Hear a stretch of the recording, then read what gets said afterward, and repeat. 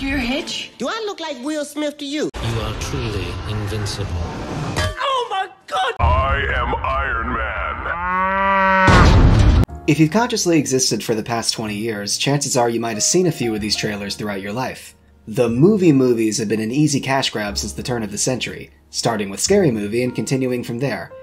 But despite how it's made to seem, they actually have little to do with the 2000 horror comedy. Though you'll notice they're often promoted with the same tagline. From 2 of the 6 writers of Scary Movie. From 2 of the 6 writers of Scary Movie. Those 2 writers are Jason Friedberg and Aaron Seltzer. If there's one way to describe them, it would be that they're the ultimate sellouts. If you've seen one of their movies, you've basically seen them all. They're relatively cheap, picked from the same pool of actors, and their jokes rely on the most obvious gags possible. And of course, with relentless topical references. My name is Borat. Leave Benny alone!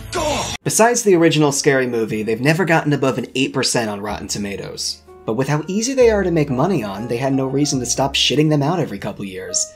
But this relentless output has made them 2 of the most hated filmmakers of all time.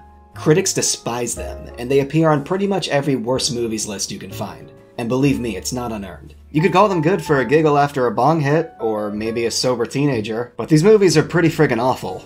But the big question is, should Friedberg and Seltzer even care? Part of me has to kinda commend these guys. Hollywood is one of the hardest businesses there is, and these 2 found a formula that brought them a decade of success, and despite what everyone said, they stuck with it and laughed their way to the bank.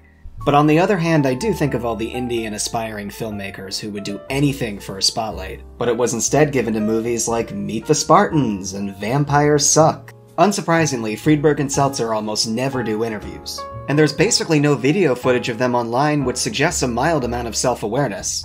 These are not Tommy Wiseau's. Friedberg and Seltzer aren't wondering why no one appreciates their vision.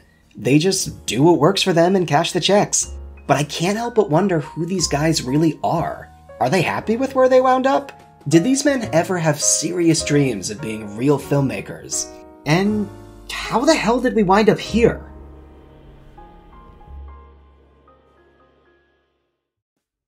Friedberg and Seltzer met at University of California, Santa Barbara. While not intending to study film, they were both huge movie nerds. They especially bonded over their love of comedies, like The Naked Gun and Caddyshack. In their last semester, they decided to take an elective class on Martin Scorsese. This inspired them to change their paths and give filmmaking a real shot. In an interview with Grantland, the only interview with these 2 I could find, Friedberg said, "Goodfellas was amazing to us. I remember one day we said it could be funny if there was a spoof movie where, funny how? Like I'm a clown? I'm here to amuse you?" And then you cut to the guy and he's wearing full clown makeup. That dumbass joke started it all. Rather than move to a film school, they decided to just start writing. They worked a series of odd jobs until settling in Seltzer's family business, a shoe store, where they'd work retail by day and write by night. In the mid-90s, they had a stroke of luck. Once again saved by the family business, only this time it was Friedberg's dad. Rick Friedberg worked as a director for music videos and TV commercials. At the time, he was directing something with Leslie Nielsen, star of The Naked Gun and Airplane. The boys had now completed a first draft of their script, a spy flick parody titled Spy Hard. Rick showed it to Nielsen, who loved it so much he made it happen. The movie was released in '96 by Disney's Buena Vista, with Nielsen in the lead and Dad as the director. Money-wise, it didn't do horrible, but it was pretty panned by critics.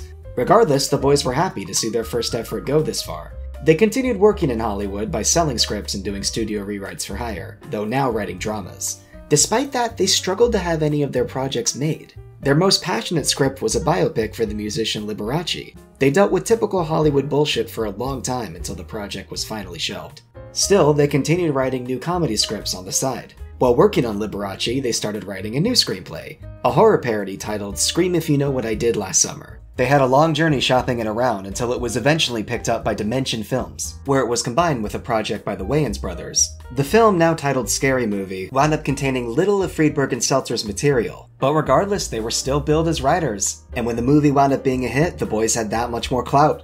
But still, Hollywood's a rough business. After Scary Movie, the boys continued to do well with writing and selling scripts, but getting a movie actually made is a completely different ballgame. Once they wrote their next parody, a lampoon of rom-coms called Date Movie, they decided to just make it themselves rather than deal with all the bullshit. And when they struggled to find a director, they decided nobody knew their vision better than them. So Friedberg and Seltzer took on directing duties, and after being released by 20th Century Fox, it flipped its $20 million budget for a gross of $85 million. The movie parodied every mainstream rom-com that audiences had definitely heard of. If Date Movie came out just a couple years later, it would have been outdated. It was entirely made of contemporary references with only a small window of relevancy. And despite being brutally panned, the financial success was enough to greenlight their next film, Epic Movie, a parody of everything epic from the mid-2000s, like Harry Potter and Pirates of the Caribbean. And what do you know, the result was the same. Abysmal reviews, but grossing 4 times the budget. Then with Meet the Spartans and Disaster Movie, it seemed like the boys finally found their ticket to big bucks. These movies are basically cinematic clickbait. They're the film equivalent of a shitty YouTube video that uses pics of trendy topics in their thumbnail. But their other Hollywood ventures had been such nightmares. I guess it makes sense that they just keep doing what works, at least financially. It wasn't until 2013's The Starving Games that their success began to slow down. But hey, that's a solid decade of low-effort hit after hit. I'd call that a fair run.